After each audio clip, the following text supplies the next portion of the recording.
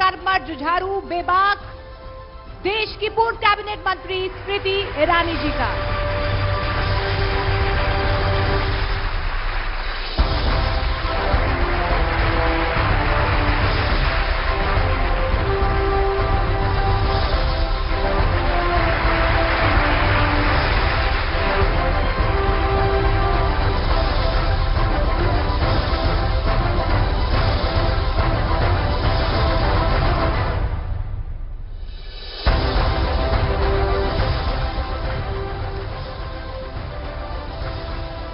तो जोरदार तालियों के साथ अभिनंदन करिए भारतीय जनता पार्टी की वरिष्ठ नेता स्मृति ईरानी जी का।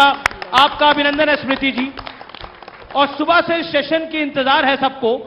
और जब मैंने सोशल मीडिया पे लिखा कि मैं आपका साक्षात्कार करने के लिए जा रहा हूं, तो सबने सवाल बहुत सारे भेजे हैं पूछने के लिए। पहला सवाल, क्योंकि आप नेता भी हैं, एक बहुत बड़ी टीवी स्टार भी हैं, साबरमती रिपोर्ट एक करके फिल्म आई है और उसको लेकर बहुत से सवाल जवाब है। अभी कुछ देर पहले प्रधानमंत्री मोदी उस फिल्म को देखकर आए हैं और वो भी भावुक हो गए हैं। क्या आपको लगता है, और जो उसके एक्टर हैं जिसने उस फिल्म में काम किया, उन्होंने रिटायरमेंट टेम्परेरी ले ली है, सच दिखाना बहुत कठिन है और सच को पर्दे पे लाना उससे ज्यादा कठिन हो जाता है स्मृति जी? उस सच को जीना और भी मुश्किल होता है। और शायद इसीलिए प्रधानमंत्री जी के संदर्भ में जो आपने कहा, मैं तो नहीं जानती, लेकिन आपने कहा कि वो फिल्म देखकर शायद भावुक हो गए हैं। उस अग्नि परीक्षा से गुजरना मुश्किल होता है, उस सच को जीना मुश्किल होता है।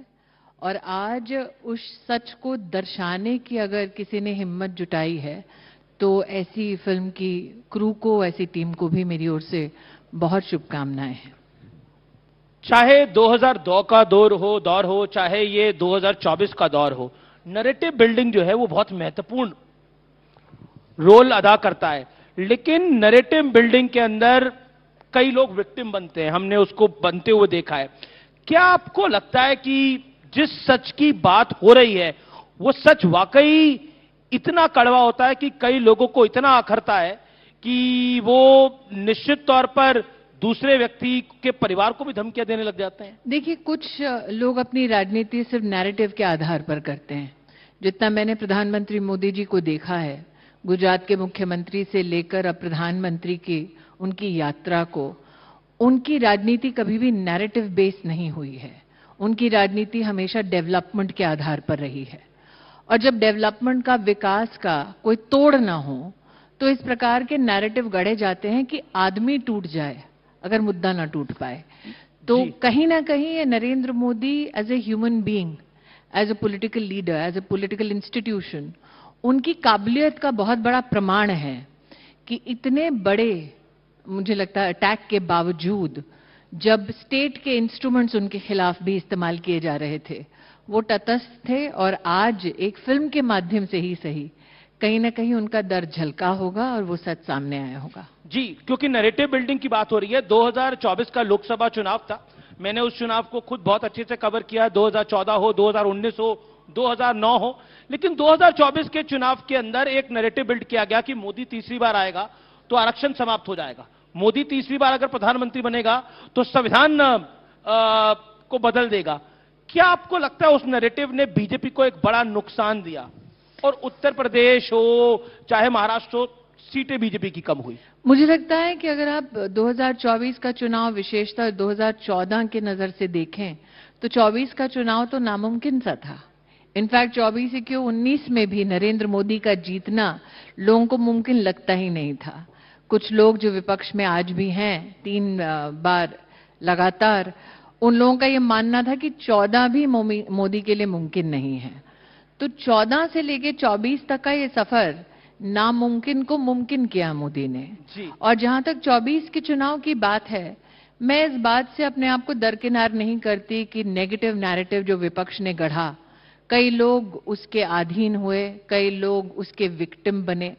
लेकिन हाल फिलहाल में जो चुनाव में आप परिणाम प्रदेश सरकारों में विशेषता देख रहे हैं, वो इस बात का आपको साफ संकेत देता है कि नरेंद्र मोदी ने विकास की जो गाथा हमारे देश में गठित की है, उस पर लोगों को निरंतर विश्वास है। अच्छा स्मृति जी, आप भी बड़ी डेयरिंग हैं। आपने कपिल सिब्बल के खिलाफ चुनाव लड़ा, फिर आपने राहुल गांधी के खिलाफ चुनाव लड़ा। क्या आपको लगता है 2009 का चुनाव, 2014 का चुनाव, 2019 का चुनाव, 2019 में तो आपने राहुल गांधी को सीधी लड़ाई में हरा ही दिया, और 2024 का चुनाव, क्या आपका अनुभव क्या कहता है? मेरा अनुभव ये कहता है कि बहुत कम लोग ऐसे हैं जो दिल्ली की सड़कों से उठकर देश के राष्ट्रपति के समकक्ष देश की कैबिनेट के मंत्री होने के नाते खड़े होने का सौभाग्य प्राप्त करते हैं। बहुत कम लोग ऐसे हैं जो मीडिया में भी एक खिताब पाते हैं और राजनीति में भी छाप छोड़ते हैं।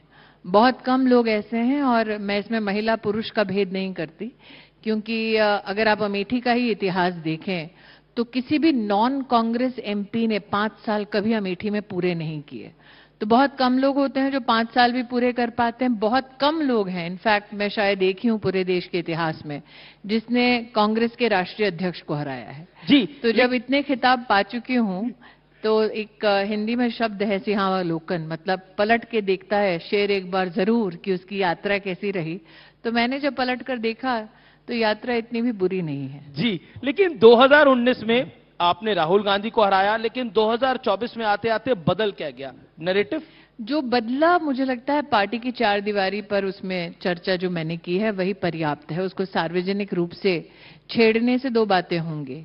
एक दिन जब सच सामने आएगा तो शायद लोगों को लगे कि आपने कल तो ऐसा कहा, आज ऐसा क्यों कह रही हैं। जी, तो कुछ चीजें ऐसी हैं जो पार्टी की 4 दीवारी में ही बोलना उनको बेहतर होगा। आपने हाल ही के विधानसभा चुनावों की बात करी, लेकिन उन चुनावों में तो भारतीय जनता पार्टी कुछ में जीती, कुछ में बीजेपी का परफॉर्मेंस नहीं अच्छा रहा, लेकिन विपक्ष कहता है कि सब ईवीएम का खेल है, ईवीएम की वजह से सब कुछ हो रहा है। जीतते हैं वहां ईवीएम का खेला नहीं होता, जहां वो हारते हैं वहीं पे ईवीएम का खेला मानते हैं। लेकिन मुझे ऐसा लगता है कि ईवीएम के ऊपर उनका प्रहार मात्र हमारे लोकतंत्र पर प्रहार नहीं है, नरेंद्र मोदी के legitimate right to serve the people of the country, उस पर प्रहार है। वो चाहते ही नहीं है कि नरेंद्र मोदी को कभी भी इलेक्टोरल लेजिटिमेसी मिले। बार बार नरेंद्र मोदी के नेतृत्व में भाजपा का चुनाव जीतना उनके लिए घातक है, उनके लिए सबसे बड़ा मुझे लगता है एक चुनौती का विषय है। इसलिए जब वो ईवीएम पे प्रहार कर रहे हैं, वो एक्चुअली नरेंद्र मोदी और नरेंद्र मोदी की काबिलियत पर, जनता के विश्वास पर वो प्रहार कर रहे हैं। वो भी जानते हैं कि उनका ये प्रहार या उनका ये एक दुस्साहस कह सकते हैं हम लोग, वो राजनीतिक मायने से, लोकतांत्रिक मायने से, कानूनी मायने से गलत है। ऐसा नहीं है कि वो जानते नहीं है। ऐसा नहीं है कि हम उनसे काउंटर सवाल नहीं करते। मैंने काउंटर क्वेश्चन पूछा एक विपक्ष के नेता से, उन्होंने बोला देखिए, उन्होंने पूरी क्रोनोलॉजी समझाई। उन्होंने बोला देखिए, अभी हरियाणा और जम्मू कश्मीर में चुनाव हुआ, हरियाणा जीत गए, जम्मू कश्मीर हमें जितवा दिया, फिर झारखंड हमें जितवा दिया, महाराष्ट्र हरवा दिया। ये क्रोनोलॉजी विपक्ष के नेता ने मुझे सुनाई, जो वो मैं आपको बता रहा हूं। ऐसा राजनीति में जो टिप्पणी करता है व्यक्ति, या तो वो निम्न स्तर की राजनीति करता है या तो वो निम्न बुद्धि वाला व्यक्ति है। तो आपको डिसाइड करना है वो दोनों में से क्या है। जी, लेकिन अब तो कांग्रेस पूरी ईवीएम को लेकर एक, जैसे उन्होंने भारत जोड़ो यात्रा करी थी। मुझे नहीं लगता कि कांग्रेस आज के राजनीतिक राष्ट्रीय स्वरूप में जेन्युइनली पॉलिटिकली हमारे देश में कंट्रीब्यूट कर रही है। जितना मैं देख पा रही हूं इस वक्त आचरण को, कांग्रेस के नेतृत्व के आचरण को, मुझे लगता है वो पोस्ट मोदी की तैयारी कर रहे हैं। उन्होंने कहीं ना कहीं मान लिया है कि जब तक मोदी है उनका चुनाव जीतना केंद्र में मुश्किल है। लेकिन फिर भी अब तो एक बड़ी यात्रा की तैयारी है उनकी। जैसे भारत जोड़ो यात्रा थी, वैसे ईवीएम कोई विरोध में होगा, वो बैलेट से चुनाव चाहते हैं। देखिए, यात्रा उन्होंने कन्याकुमारी से कश्मीर तक की, फायदा लेकिन हारे ना, विपक्ष में आज भी बैठे हैं। लेकिन वो तो 99 पे खुश है। यात्रा तो उन्होंने जलेबी को लेकर हरियाणा में भी की, लेकिन हारे। तो यात्रा करना उनका अधिकार है। खुश हैं 500 में से, वो उनका विषय है, हमारा नहीं है।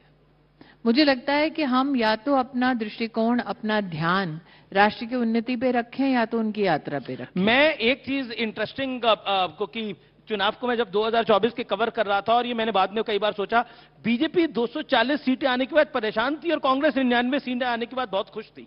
यही अंतर है दोनों पार्टियों के डिसिप्लिन में, दोनों पार्टियों के दृष्टिकोण में, दोनों पार्टियों की क्षमताओं में, कि हमारी पार्टी में भले ही आप तीसरी बार सत्ता में आ रहे हैं, तब भी आपकी पार्टी में संगठित रूप से लोग ये परिचर्चा जरूर करते हैं कि कहां कहां हमें और बेहतर प्रदर्शन करने की जरूरत है, कहां कहां हम अपनी ताकत को बढ़ा सकते हैं, कहां कहां हम अपने समन्वय को बढ़ा सकते हैं, अपने कोलैबोरेशन को बढ़ा सकते हैं।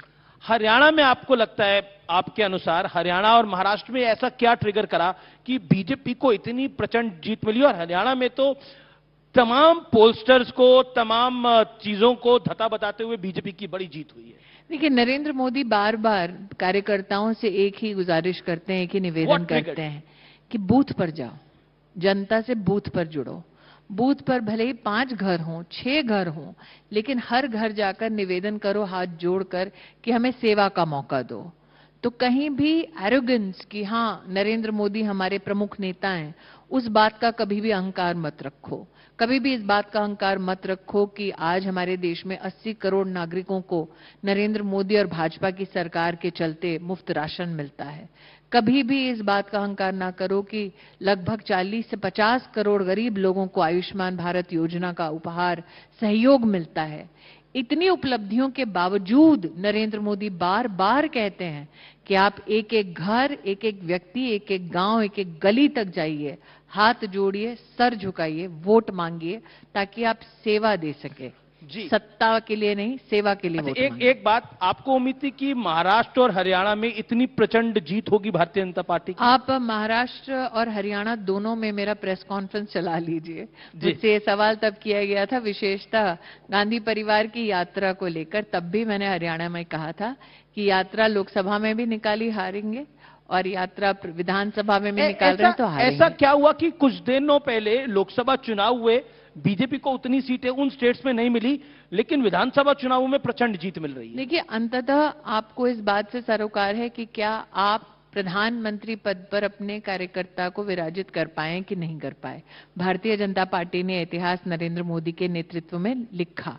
ये भी सत्य है कि हाँ, जब हम सब इकट्ठे बैठते हैं, बड़े हमारे जितने भी सीनियर्स हैं वो इस बात पर चिंतन जरूर करते हैं, बताओ कहाँ क्या कमी रह गई या कहाँ हम अपनी ताकत को और बढ़ा सकते हैं, या ऐसा क्या काम है या ऐसा क्या संवाद है जनता के साथ जिसको हम बेहतर कर सकते हैं। क्या इसमें संघ का भी बहुत बड़ा रोल है?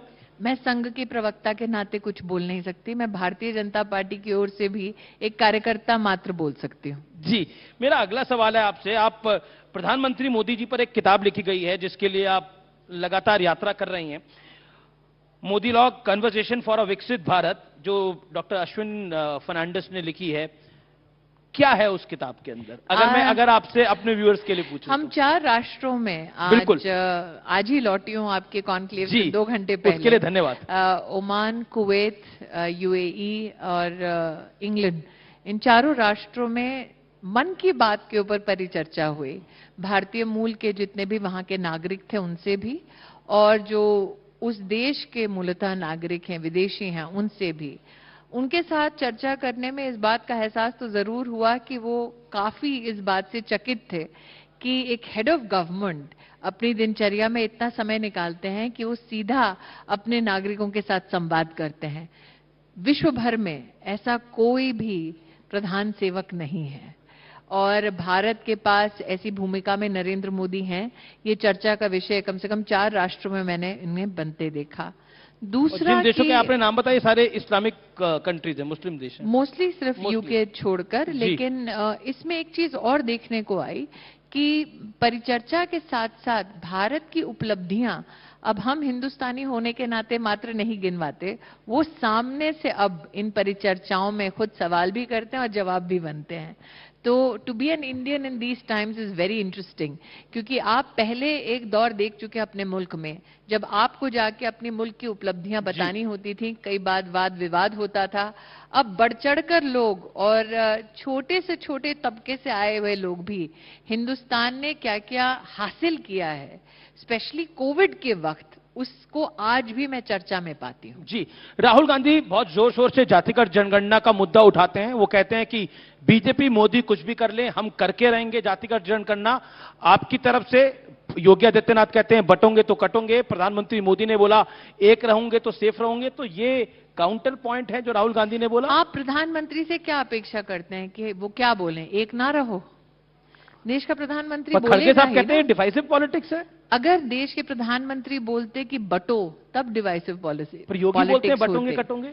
मैंने कहा ना, अगर देश के प्रधानमंत्री कहते कि हम सबको विभाजित होना चाहिए, तब मैं मानती कि वो विभाजनकारी बातें कर रहे हैं। प्रधानमंत्री कह रहे हैं हिंदुस्तान और हिंदुस्तानियों को एकजुट होना चाहिए, इसमें गलत क्या है? पर ये बीजेपी का नैरेटिव है कि अगर आप जातिगत जनगणना की बात करोगे तो हम इस देश की 80% आबादी को बोलेंगे कि तुम एक हो जाओ। आपको हास्यास्पद नहीं लगता कि राहुल गांधी बात करते हैं पिछड़ों की और नरेंद्र मोदी जो स्वयं ओबीसी परिवार से हैं उनका विरोध करते हैं? लेकिन आपको हास्यास्पद नहीं लगता कि राहुल गांधी बात करते हैं ट्राइबल्स की और द्रौपदी मुर्मू जी का अपमान करवाते हैं अपनी पार्टी से? आपको हास्यास्पद नहीं लगता कि कोविंद जी जब राष्ट्रपति थे तब इसी कांग्रेस पार्टी ने उनका भी अपमान किया था? एक राहुल जी की तो इसका मतलब उनके लिए वो समाज का विशेष मुद्दा नहीं है, वो उनकी पॉलिटिकल कन्वीनियंस का मुद्दा है। एक राहुल जी की और शिकायत आई है, वो मैं आपको सुनवा देता हूं, हो सकता है कि आप उसका कुछ समाधान बता पाएं। राहुल जी की शिकायत सुना देते हैं जरा। तो बिट्टू जी समाधान करेंगे, मैं कहां से करूं? 90% बिट्टू जी से बहुत शिकायत है उनकी। आबादी इन वर्गों में से आती है, उसमें आप 5% जो भी इस देश में 3000 साल से जो भी दलितों की, आदिवासियों की, पिछड़ों की, गरीबों की बात करता है, उसका माइक ऑफ हो जाता है। अब उनका माइक बंद हो गया था। कार्यक्रम उनका, माइक उनका, बंद करने वाले उनके लोग, तो दोष मोदी पे क्यों दे रहे हैं? अब बात ही कुछ ऐसी की होगी। कांग्रेस का ही कार्यक्रम था। खैर वही तो कह रही हूँ, आपके यहाँ पे शीर्षक में लिखा था, तो बात ही कुछ शायद ऐसी की है कि उनके अपने लोगों को हजम नहीं हुई। जी चलिए, प्रियंका गांधी अब लोकसभा में आ गई हैं और संजय राउत ने आज कहा, जो कि महाराष्ट्र से आते हैं, शिवसेना यूबीटी के लीडर हैं, वो कहते हैं अब शेरनी आ गई है, अब पता लगेगा बीजेपी वालों को। मेरा ये मानना है कि मैं पुनः कहती हूं, कांग्रेस पार्टी एक पॉलिटिकल ऑर्गेनाइजेशन के नाते, जिसने भी हरियाणा और महाराष्ट्र का चुनाव, क्योंकि मैंने स्वयं वहां काम किया है दोनों स्टेट्स की इकाइयों के साथ, आपको कहीं भी कांग्रेस चुनाव बहुत ही सीरियसली लड़ती हुई नजर नहीं आई। तो एक है ब्रांड पॉलिटिक्स और एक है जेन्युइन पॉलिटिक्स। तो अगर उनका इस बात से कहीं ना कहीं संतोष अपने आप को मानते हैं कि ब्रांडिंग से ही उनकी पॉलिटिक्स है, तो ये उनको मुबारक। मुझे लगता है नरेंद्र मोदी के नेतृत्व में भाजपा के हर कार्यकर्ता को एक ही संकेत है, एक ही कहीं ना कहीं हमें मार्गदर्शन है कि आप ये बताइए कि जनता का उस गांव में, उस गली में, उस मोहल्ले में आप क्या सेवा का कार्य कर सकते हैं। कहीं भी आपको कोई भी नेता भारतीय जनता पार्टी का ब्रांडिंग ऑफ पॉलिटिक्स में दिखाई नहीं देगा। लेकिन क्या आपको लगता है ये भाई बहन की जोड़ी क्या वाकई कुछ असर दिखा पाएगी, जैसा लगातार बोला जा रहा? दिख नहीं रहा विपक्ष में? नहीं, देखिए विपक्ष वाले तो बड़े उत्साहित हो गए हैं कि प्रियंका जी भी आ गई हैं, वो भी घेरेंगी। एक ही पार्टी है जो विपक्ष में रहकर उत्साहित हो सकती है। जी चलिए, मेरा अगला उत्साहित है कि सतत विपक्ष में ही बनी है। तो मुझे ऐसा लगता है कि आप मंत्रमुग्ध शायद मानते हैं कि लोग हो रहे हैं, लेकिन अंततः लोग एक नेता को क्यों चाहते हैं?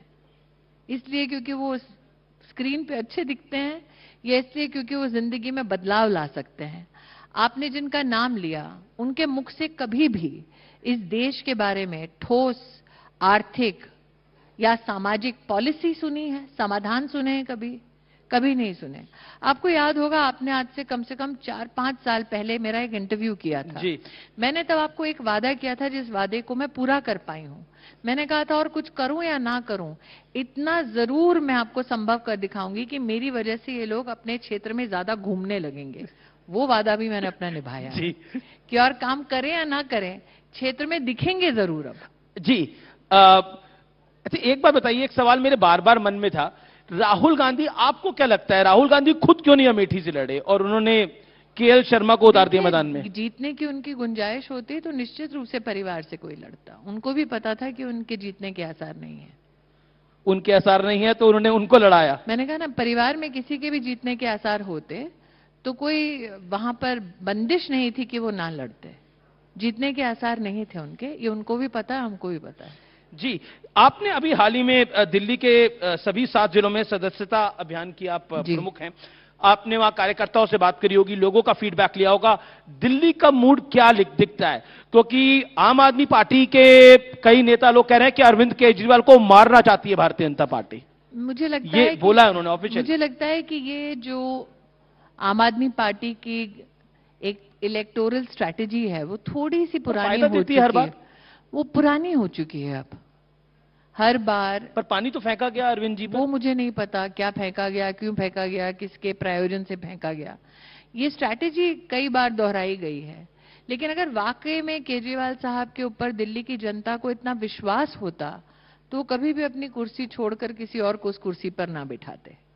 अच्छा, एक आपको ना जाइंट पॉलिटिकल किलर माना जाता है, तो दिल्ली में ऐसा कहा जा रहा है कि आप ही मुस्कुराते हुए किसी को किलर बोल सकते हैं साहब। नहीं, मैं तो कह रहा हूं पॉलिटिकल किलर, मैंने कोट एंड कोट करा, नहीं तो सोशल मीडिया पे मुझे भी पकड़ लेंगे अभी थोड़ी देर में।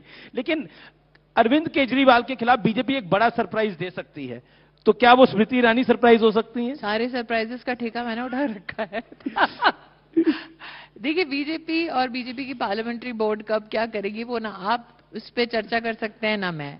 इतना ही आश्वस्त करती हूँ कार्यकर्ता होने के नाते कि अब दिन लग चुके हैं आम आदमी पार्टी के, अब कमल का फूल दिल्ली में भी खिलेगा। आपको लगता है दिन लग चुके हैं आम आदमी पार्टी के और इस बार बीजेपी आएगी? आपको लगता है उनके नेता में जनता का विश्वास है तो केजरीवाल जी कभी भी अपनी कुर्सी नहीं छोड़ते।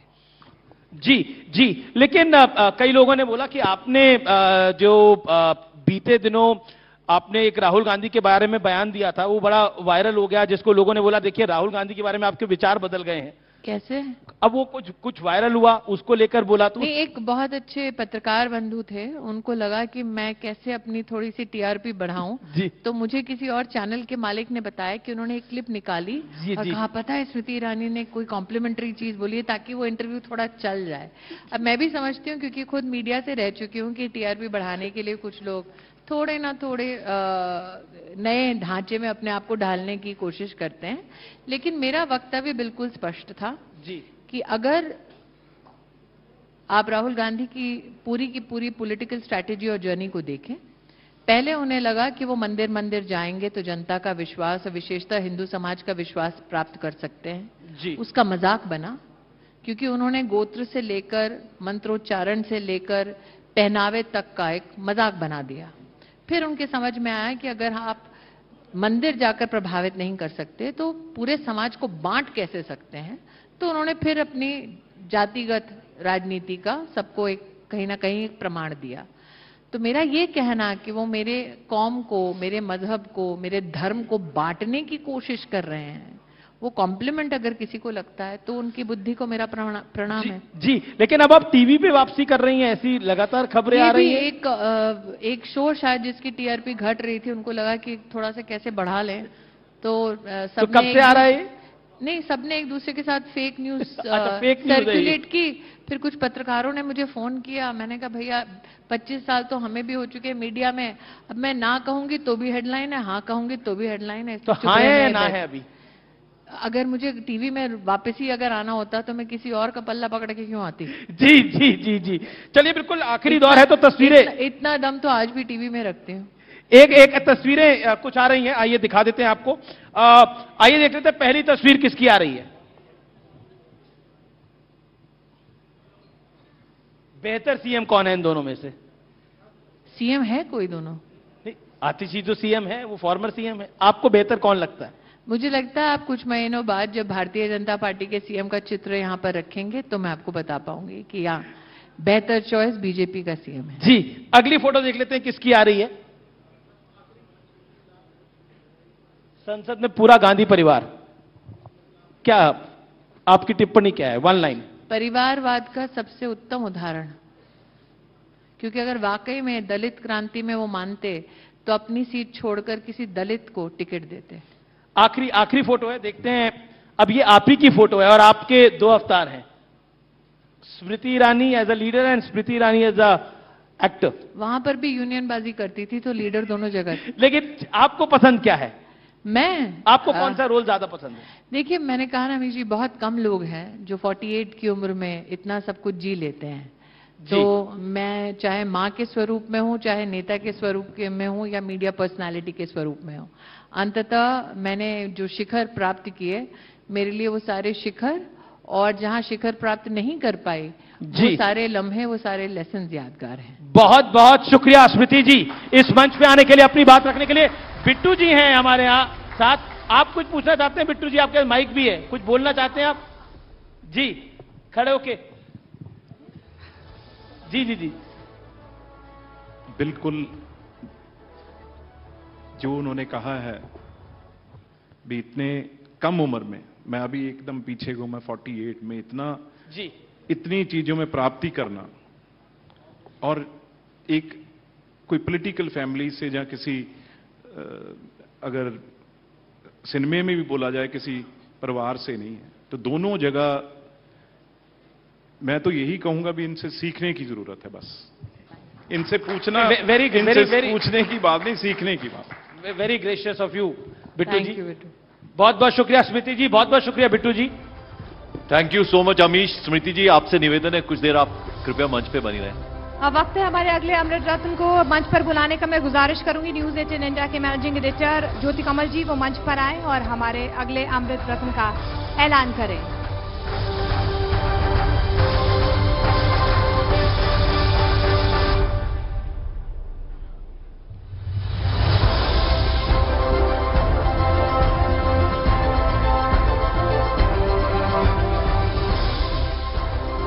हमारे आखिरी अमृत रत्न आज के लिए, भारत की हजारों साल पुरानी संस्कृति उनके भावों में बसती है।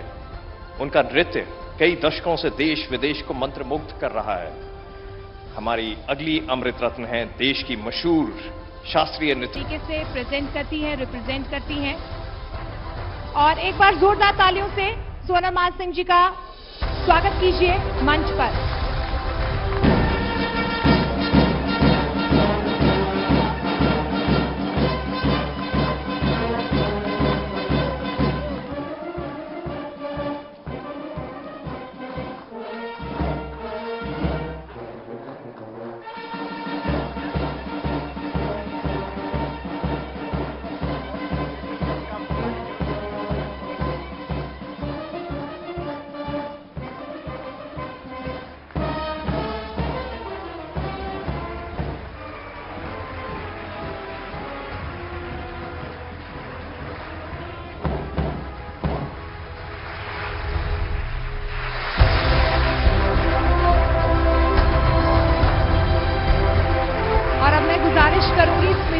जी से कि वो सोनल मान सिंह जी को अमृत रत्न से सम्मानित करें। जोरदार तालियां।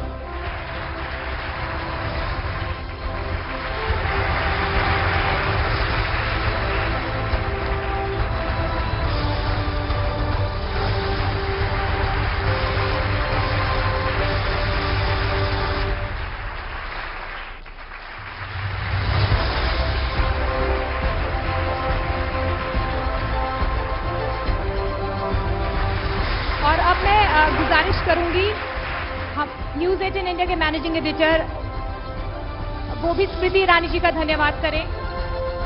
स्मृति जी प्लीज आप 2 मिनट मंच पर बने रहें।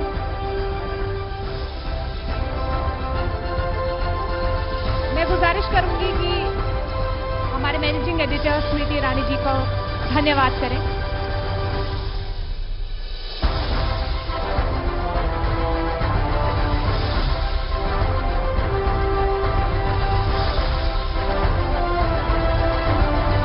बहुत बहुत शुक्रिया स्मृति जी।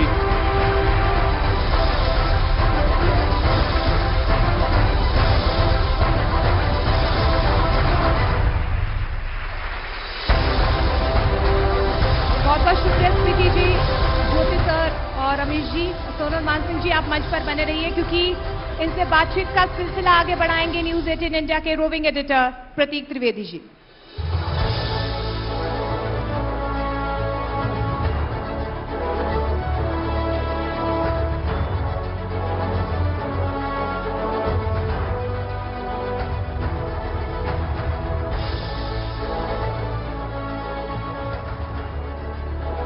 Thank you.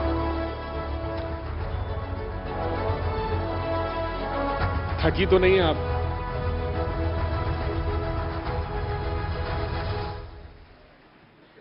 ओह, अच्छा ये कुछ यकीनन अब मुझे जो आर्टिस्ट होता है वो अपनी भावभंगिमाओं से ही बताता हो। कोई नृत्यांगना हो तो वो अपनी भावभंगिमाएं से ही कम्युनिकेट करते, उसे बोलने की जरूरत ही नहीं है। क्या करें, ऐसे ही हैं हम शुरू से, बचपन से ऐसे ही हैं आप। अच्छा क्या लगता है आपको? मैं बाकी ये जो रटे रटाए सवाल है मैं पूछूं, मुझे भी अच्छा नहीं लगता। मुझे अच्छा ये लगता है कि आपको क्या अच्छा लगता है, ये जानना चाहते हैं। तो ये जानेंगे कि आपको क्या अच्छा लगता है। मुझे जिंदगी अच्छी लगती है। वाह। और जब आप जिंदगी की कोई तस्वीर बनाती हैं तो उसमें कैसे रखती हैं, क्या क्या चीजें रखती हैं उसमें? लव, रोमांस, आर्ट, नृत्य? ऐसा है कि हमारे शास्त्रों में नवरस की वर्णन है और जीवन में सभी के नवरस होते हैं। फर्क यही है कि हम उसको पहचानते हैं, उसको किस तरीके से कब दर्शाना वो सीखते हैं, और बाकी जो है आप अनुभव करते हैं। बट कई बार आपको पता नहीं चलता कि आप श्रृंगार में से अद्भुत में कब चले गए और अद्भुत में से रौद्र में कब चले गए। श्रृंगार से कब रौद्र में आ गए, रौद्र से कब हास्य में आ गए, ये कभी पता नहीं चलता। लेकिन ट्रांजिशंस तो पता चलते हैं लाइफ में, कब कौन सा चेंज है, कौन सा चेंज आया, कौन सा आया। आपका अनुभव क्या रहा? मेरे तो हजारों अनुभव हैं। और क्या अनुभव? कोई एक अनुभव, कोई एक जो सबसे अच्छा लगा।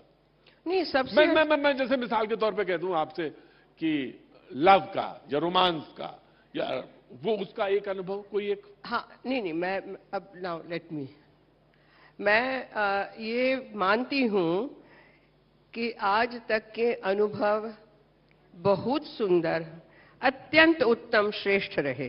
लेकिन अभी जान बाकी है, काम बाकी है, अनुभव और भी बाकी। यही ये सुनना चाह रहे थे कि 80 पार कर लिया आपने ना, 80 पार कर ली ना आपने एज। ये देखिए ना, हेलो जी, क्या पार कर गए एज, जैसे एज इज ओनली नंबर। मैं कह रही हूं कि ये अनाउंस करना ही एक गलत चीज है। क्यों? मुझे कोई प्रॉब्लम नहीं, मैं खुद ही कहती हूं कि मुझे 81 चल रहा है, ठीक है, 81 चल रहा है, सो व्हाट। मैं ये जानना चाह रहा था कि ये राज क्या है। राज क्या है? हाँ, ये मैं जानना चाह रहा था। कभी कभी सवाल दूसरे में खुलता राज है। नहीं, राज कुछ नहीं है। मैंने पहले ही कहा कि मुझे जिंदगी प्यारी है, मुझे जिंदगी के सारे तत्व प्यारे हैं। मैं जिंदगी फुल साइज जीती आई हूं ऑन माय ओन टर्म्स। उसके लिए मैंने बहुत अनुभव लिए, झेला, विद्रोह, दौड़ी, गिरी, उठ खड़ी हुई, फिर चली। तो आपने no, he is given me a title. हाँ, कौन सा बोलो?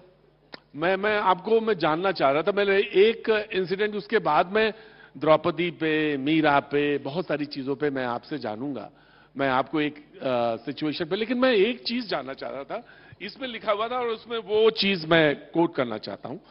Sonal Mansingh, a life like no other. इसी किताब का एक चैप्टर है बॉर्न अगेन। वो क्या है? एक्सीडेंट हुआ था, बहुत बुरा रोड एक्सीडेंट इन जर्मनी 1974। छोटी सी फोक्सवागन, उन दिनों तो बेल्ट नहीं होते थे, और बीटल फोक्सवागन में आगे खाली होता है, डिक्की पीछे मशीन होता है।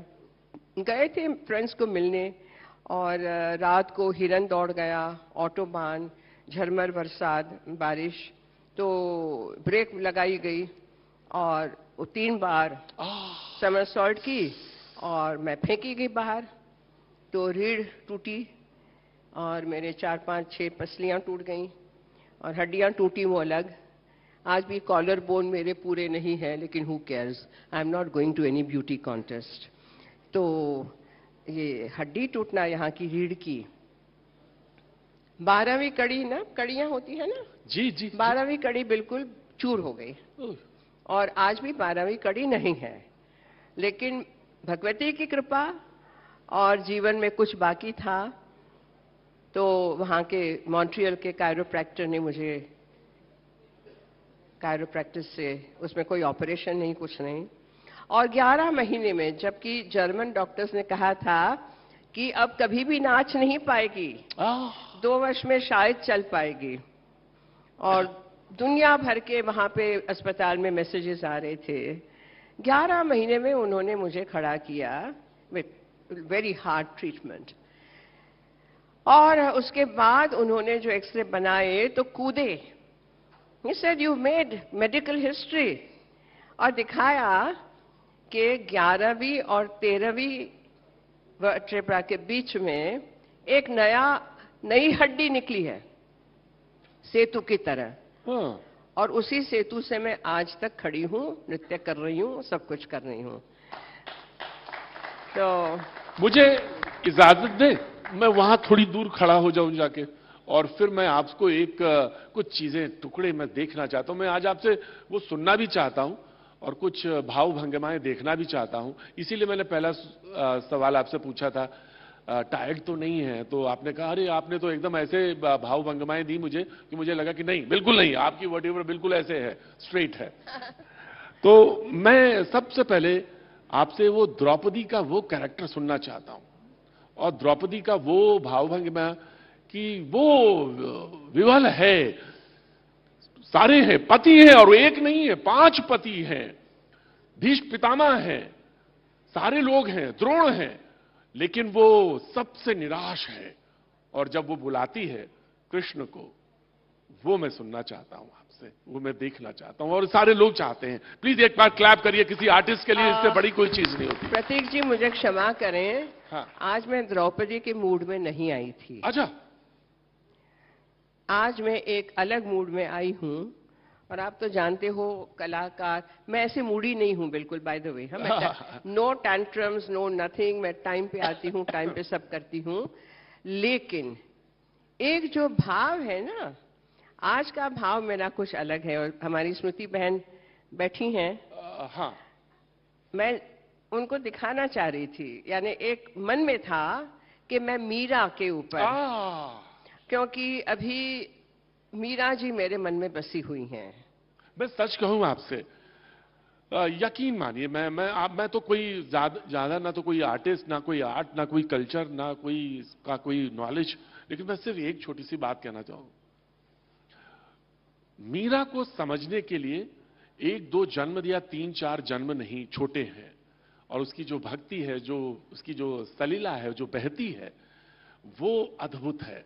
आप कोई प्रसंग उठाएं और आपकी आंखों ने बोलना शुरू कर दिया है, भाव भंगिमाएं बनने लगी हैं, और इससे पहले कि आर्टिस्ट अपनी भाव भंगिमाएं आए, उसको थोड़ा सा मैं आपको स्पेस देता हूं, इट्स योर स्पेस। आप बस वो दिखा दीजिए मुझे, जो लोग जानना चाहते हैं। आज मीरा का मूड में है आप? द्रौपदी का नहीं, मीरा से शुरू करिए।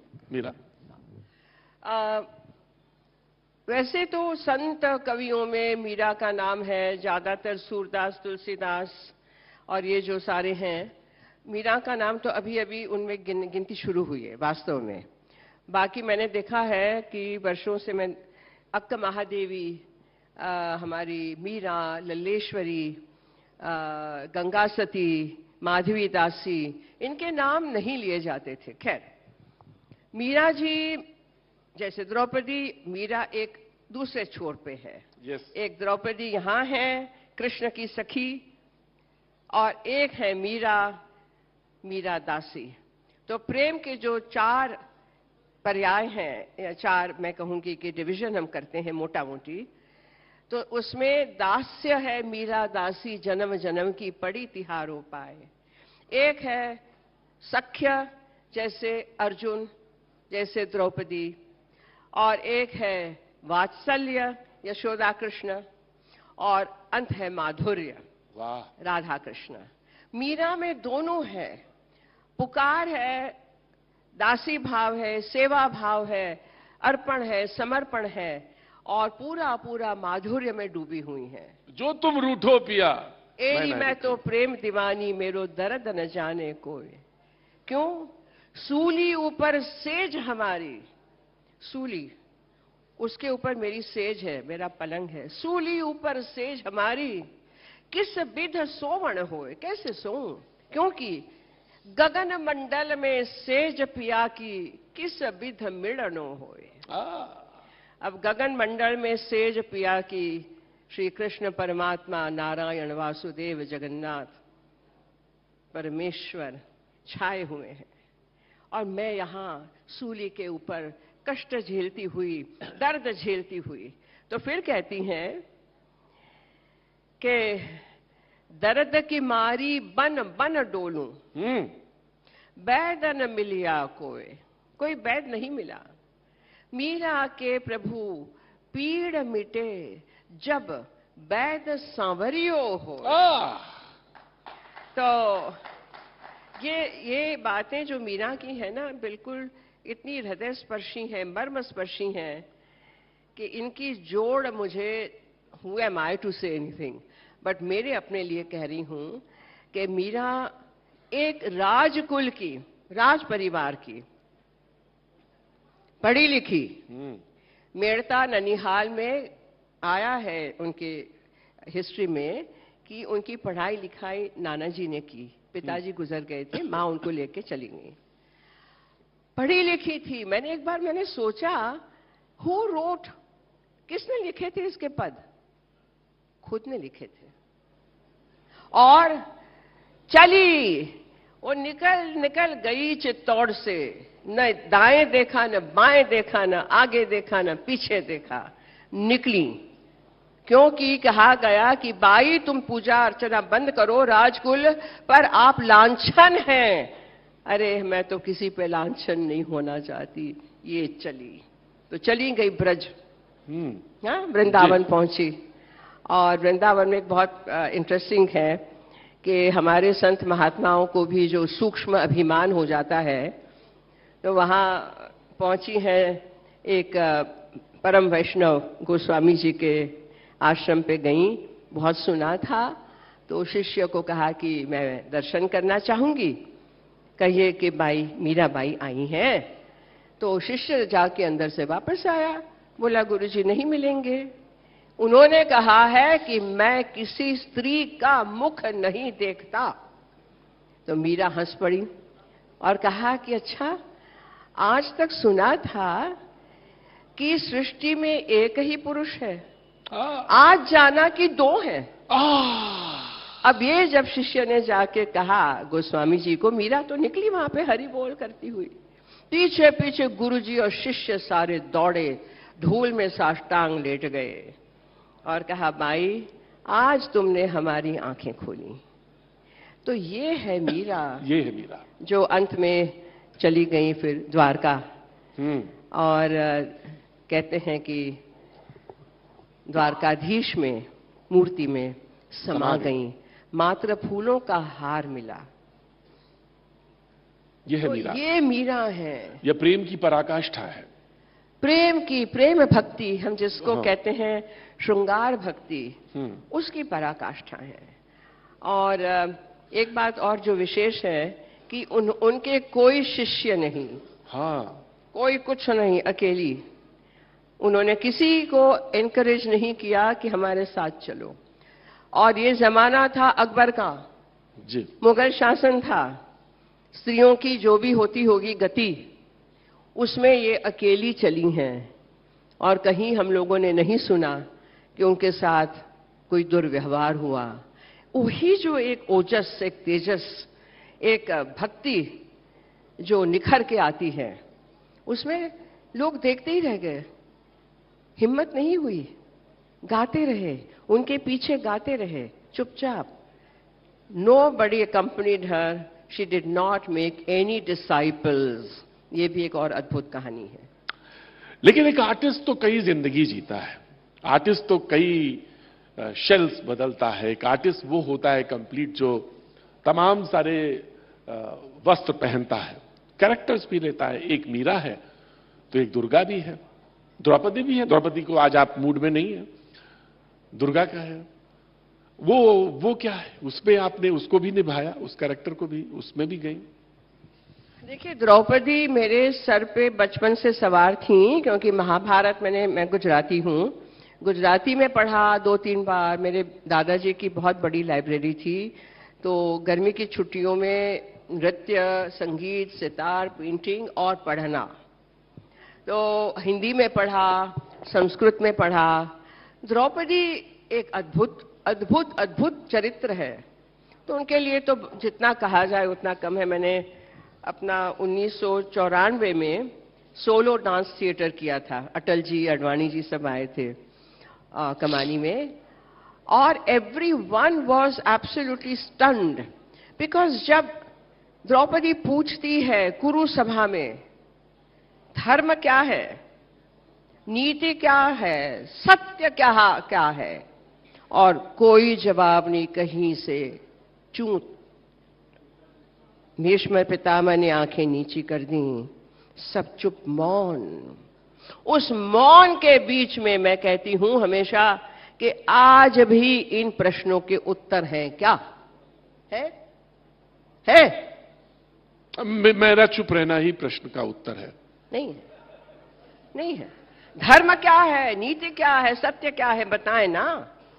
आज का जो वर्ग है, जो सामाजिक, राजनैतिक, सारे धार्मिक लोग हैं, द्रौपदी के जो मूलभूत प्रश्न थे उनका उत्तर आज तक नहीं मिला है। जीवंत है वो। और द्रौपदी का जो अपमान हुआ सबके देखते, वो खड़ी हैं और उन्होंने क्या प्रतिज्ञा ली है, ऐसे नहीं छोड़ा, अरे अच्छा सॉरी, अब हम आगे नहीं करेंगे, सॉरी, ये बताया, अच्छा ठीक है। नो नो नो नो, प्रतिज्ञा ली वहीं के वहीं उन्होंने कि जब तक इसका बदला नहीं लिया जाएगा तब तक मेरे लंबे काले घने घुंघराले केश खुले रहेंगे। 13 वर्ष उस अज्ञातवास को मिला के जब गए तो उस काले घने घुंघराले केश खुले रहे, धूल खाते हुए, कोई तेल नहीं, कोई कुछ नहीं। मैं आपको 1 सेकंड रोकना चाहता हूं। तो वो तो मां थी, स्त्री थी, महिमा थी उसके पास, तो क्या वो महाभारत रोक नहीं सकती थी? उस समय रोक सकती थी, युद्ध तो बच जाता। नहीं, आप कृष्ण भी रोक सकते थे, कृष्ण भी रोक सकते थे। ये कृष्णा है, वो कृष्ण है। श्री कृष्ण नहीं रोक सकते थे, भीष्म पितामह नहीं रोक सकते थे, सब रोक सकते थे, लेकिन वो होना ही था, होनी थी। द्रौपदी मुझे लगता है कि सबसे बड़ा उसका एक प्रतीक बन गई। एंड क्षमा कीजिएगा आप सबको, मैं बार बार जब मैं इसका रिसर्च कर रही थी, पढ़ रही थी, पूछा, हाँ वो 5 हस्बैंड को लेके बैठी थी, तो और क्या होना था? कोई कहता है इसी की वजह से तो इतना भयंकर बवाल हुआ। तो स्त्री को एक, आज कोई बच्चे को दूसरा बच्चा चांटा लगाता है तो माएं झगड़ती हैं, और always who is the culprit? The woman. स्त्री को दोष दिया जाता है ज्यादा, उसके सर पे मढ़ा जाता है। आज का माहौल अलग है, थैंक गॉड। लेकिन द्रौपदी के सर पे जो जो आरोप मढ़े गए, शी इज एरोगेंट, अभिमान है उसका, दर्प है, ये है वो। अरे भाई, वो तर्कशास्त्री थी, तर्कशास्त्र प्रवीणा, उसका सेंस ऑफ ह्यूमर गजब की थी उसकी। और क्या सुंदर सौंदर्य, अद्भुत, अनुपम, अद्वितीय सौंदर्य की धनी थी, तेजस्वी थी, यज्ञ से जन्मी याज्ञसेनी थी। याज्ञसेनी थी जी। किसी दिन इसका पूरा प्रसंग जो है करेंगे तो नृत्य करेंगे। आपको दूसरा अवार्ड देना पड़ेगा। हाँ, दूसरा देंगे अवार्ड, तो ये देना ही पड़ेगा। वो तो निश्चित तौर से वो सारी निगाहें मेरी ही तरफ है और मैंने हामी भर दिया है, क्योंकि अभी तो आर्टिस्ट का एक ही सिरा है ना, तो दूसरा सिरा तो जब वो पखावज होगी और जब मृदंग होगी तब बात होगी, तब बात बनेगी। चलिए, अब मैंने क्या करना है? अब आपको ये करना है कि आप तो खड़ी हो सकती हैं, मैं मीरा पे कुछ कर सकती हूँ। मीरा पे करेंगी? कहा तो था उस दिन। कहा था? हाँ। किसने कहा था? उसने कहा था? हेलो जी, उसने कहा था। नहीं, मैं तो अलग हूं। मैंने उसने कहा था क्या?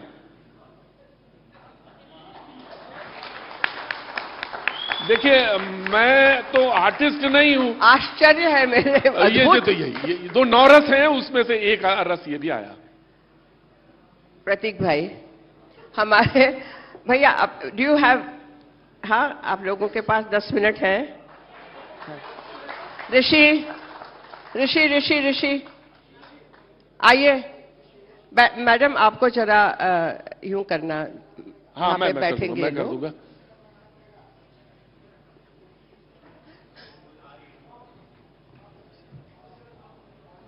मैं इधर आ गया। मैं यहां से तो शूज तो उतारने पड़ जाएंगे ना फिर मुझे। आपको कुछ नहीं कह रही। मैं तो शूज उतारने पड़ जाएंगे, तो वहां तो नहीं आ पाऊंगा। मैं इस जगह पे आना पड़ेगा। लैपल दो ना। ऋषि कहाँ गए? लैपल दो, ऋषि को बुलाइए। लेपल लगाना है। अब छोड़ दीजिए, टाइम हो गया। ऋषि आ जाओ भाई, क्या कर रहा है? आ जाओ जाओ जाओ जाओ। आइए ऋषि जी, बहुत बहुत स्वागत है आपका। बहुत बहुत स्वागत है। Please come. ऋषि वहां बैठेंगे, उनके लिए चद्दर बोला था। मेरी शाल पे बैठ जाओ। कम, मेरी शाल इधर। ऋषि एक सेकंड रुको। सारे लोग आप जाओ। आइए, मैं आपका करता हूँ। आइए ऋषि।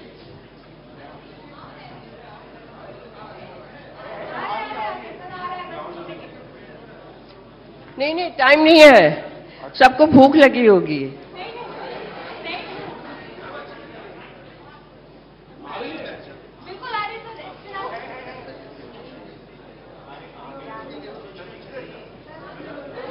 बिछा नीचे, नीचे बिछाओ जल्दी। बिछा जल्दी कर। यहाँ रखो, रख दो। ये लखनऊ से आए हैं लोग। पीछे करो। बैठ।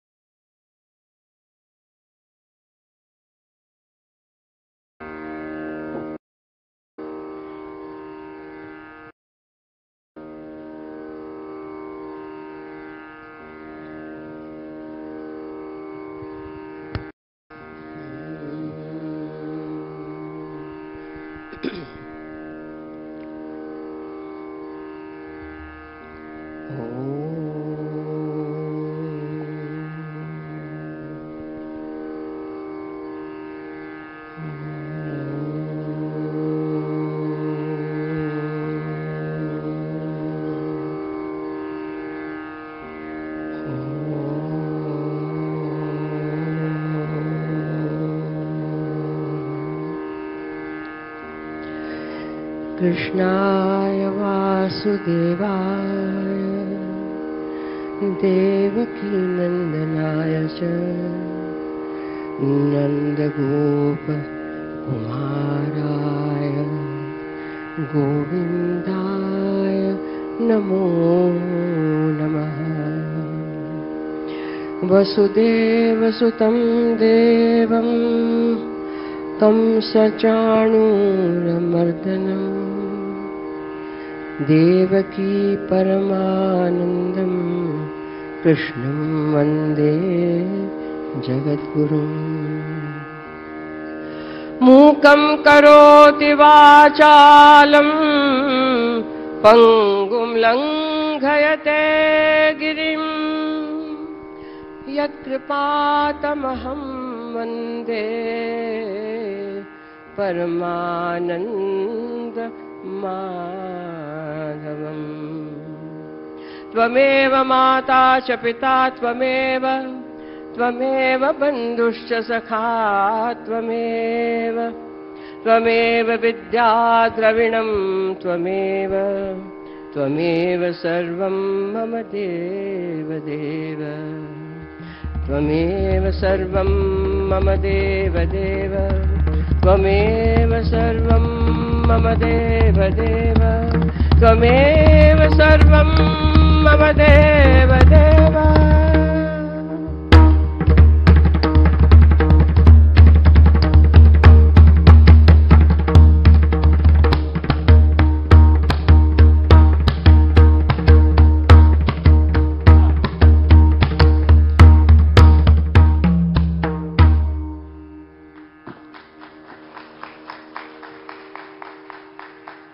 मीरा जब चित्तौड़ से चली हैं वृंदावन के लिए,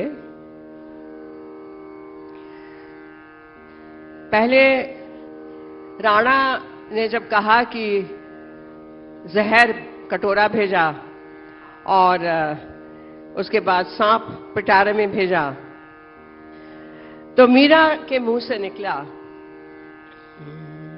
हरि तुम हरो जनकी भीर। हरि तुम हरो जनकी भीर। द्रौपदी की लाज राखी तुम बढ़ायो चीर। हरि तुम हरो जनकी वीर। भगत का, इसका भक्त प्रहलाद का जिक्र है, करती हैं कि आपने इतने सारे भक्तों की मदद की, मेरी मदद में कब आएंगे आप? भगत कारण रूप नर हरि धर्यो आप शरीर। हरिण कश्यप मार लीनो धर्यो नाहिन धीर। आप अधीर हो गए, आप दौड़ के आए, नरहरि रूप में आए, नरसिंह रूप में आए और हिरण्यकशिपु का पेट चीरा। भक्त प्रहलाद को आशीर्वाद दिया। अब कहती हैं, डूबते गजराज राख्यो, डूबते गजराज राख्यो, डूबते गजराज राख्यो, डूबते गजराज राख्यो, कियो बाहर नीर। मात्र मनुष्य पे नहीं, समस्त जगत पे, प्राणी हो पक्षी हो, सब पे आपने इतनी दया की है। गजराज जिसका पैर मगरमच्छ ने पकड़ लिया था, खींच रहा था गहरे पानी में, आपने आके मगरमच्छ का काटा, सर चक्र चलाया। गजराज की भी तो आपने उस पे कृपा की, मेरे ऊपर कब कृपा करोगे? हरि तुम हरो जनकी भीर। ये गाते गाते वो निकल पड़ी वृंदावन। तो अब वो गाती हैं, ये मेरा बहुत ही परम, अभी मैं इसके लिए तैयार नहीं हूं, कभी आप आके मेरी मीरा की नाट्य कथा देखिएगा और आशा करती हूं कि आपके टेलीविजन पे राजनीतिक चर्चाओं के साथ साथ कभी कभार 10 मिनट ऐसा भी दिखाया जाए। जरूर दिखाया जाए। तो नहीं, आज का नहीं, आज का तो होगा ही, छोड़ दिया, जरूर दिखाया जाए। हम गाती हैं, मन चाकर राखो जी, मणे चाकर राखो जी, चाकर रहसू बाग लगासू, नित उठ दर्शन पासू, वृंदावन की कुंज गलिनों में, वृंदावन की कुंज गलिनों में, गोविंद लीला गासू, मन चाकर राखो जी, मने चाकर राखो जी, राखो जी। मोर मुकुट पीतांबर सोहे, मोर मुकुट पीतांबर सोहे, गल बैजंती माला, वृंदावन में धेनु चरावे, वृंदावन में धेनु चरावे, मोहन मुरली वाला, मन चाकर राखो जी, मने चाकर राखो जी, नना राखो जी। जोगी आया जोग करन को, जोगी आया जोग करन को, तप करने सन्यासी, हरि भजन को, हरि भजन को, हरि भजन को, साधु आए वृंदावन के पासी, मने चाकर राखो जी, मने चाकर राखो जी, मने चाकर राखो जी। अब जो लोग मीरा को कहते हैं कि हाँ वो तो भक्त थी, कितनी गहरी फिलॉसफी उसमें है, दर्शन है, देखिए आप। कहती हैं, ऊंचे ऊंचे महल बनाऊं, ऊंचे ऊंचे महल बनाऊं, महल यानी क्या? ये शरीर, उसमें क्या है? 6 चक्र हैं। मीरा कहती है, ऊंचे ऊंचे महल बनाऊं, बिच बिच राखूं बारी। अनाहत चक्र जो रहते हैं वो खिड़की है, वो बारी है, वो खुलती है। कहाँ खुलती है? ऊंचे ऊंचे महल बनाऊं, बिच बिच राखूं बारी। सांवरिया के दर्शन पाऊं, सांवरिया के दर्शन पाऊं, पहिन कसुंबी साड़ी। मने चाकर राखो जी, मने चाकर राखो जी, मने चाकर राखो जी। मीरा मीरा मीरा मीरा मीरा मीरा मीरा मीरा मीरा के प्रभु, मीरा के प्रभु, मीरा के प्रभु, मीरा के प्रभु, मीरा के प्रभु, मीरा के प्रभु, मीरा के प्रभु। गहिर गंभीरा हृदय रहो जी धीरा। आधी रात प्रभु दर्शन दीने, आधी रात प्रभु दर्शन दीने, जमुना जी के तीरा। चाकर राखो जी, मने चाकर राखो जी, मने चाकर राखो, चाकर राखो, चाकर राखो, चाकर राखो, चाकर राखो जी, मने चाकर राखो जी, मने चाकर राखो जी। बोल श्री कृष्ण भगवान की जय। इससे अच्छा कुछ हो नहीं सकता। दर्शन के लिए आए थे, दर्शन के लिए सिर्फ आए थे। मुझे क्या मालूम था कि प्रसाद भी मिलेगा बाद में। थैंक यू सो मच, बहुत बहुत शुक्रिया। Thank you so much, thank you. आप हैं ऋषि शंकर उपाध्याय, दादा परदादा से इनका राजस्थान, ये उनका घराना है। धन्यवाद।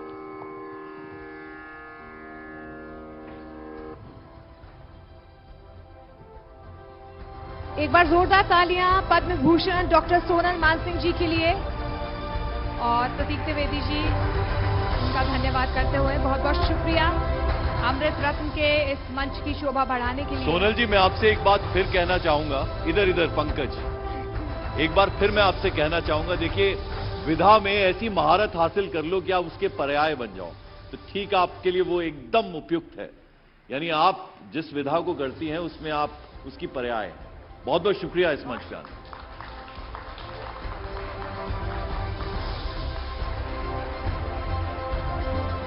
मैं धन्यवाद देना चाहूंगी हृदय से कि मैं हमेशा जूरी में रहती थी, आज मुझे भी अवार्ड मिल गया, तो बहुत बहुत धन्यवाद, बहुत धन्यवाद।